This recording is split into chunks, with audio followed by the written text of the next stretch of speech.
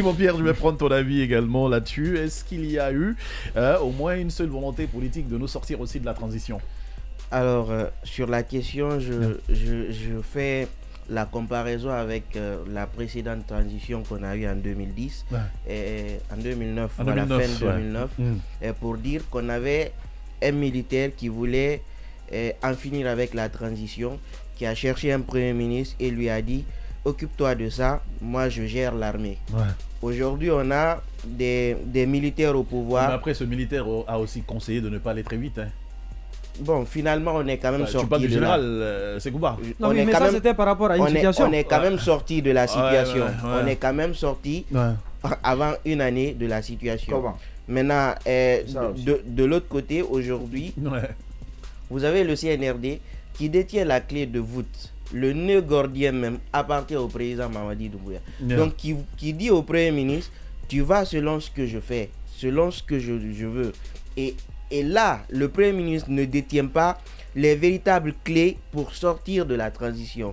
Et ce qui nous amène à dire que les partis politiques vont quand même aller à sa rencontre et il va leur dire tout ce qui est nécessaire, en tout cas pour les apaiser. Ce qui est sûr, l'idée qu'il veut réaliser, c'est bien sûr le glissement du calendrier. Maintenant, il va vous dire, on est dans une crise où on ne peut pas organiser les élections, parce qu'il a dit, on ne peut pas le faire en 2024 parce qu'il y a des crises. Aujourd'hui, l'UFDG, son leader n'est pas en Guinée. L'UFR. Son leader n'est pas en Guinée. Et il y a le cadre de dialogue. Et le RPG également. Le RPG également. Qui a boycotté également le dialogue.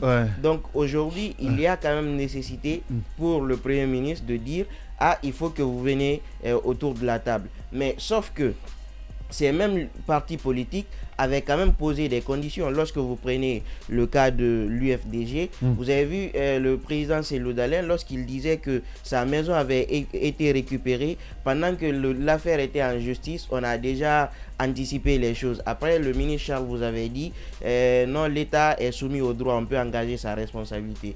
On sait quand même en Guinée comment ça fonctionne. Donc, des vices de procédure ainsi, qui l'ont quand même laissé assez inquiétant et a dit à cette allure là il va falloir que je me cherche pour le moment, parce que à tout moment on pouvait mettre un gros marteau sur sa carrière politique.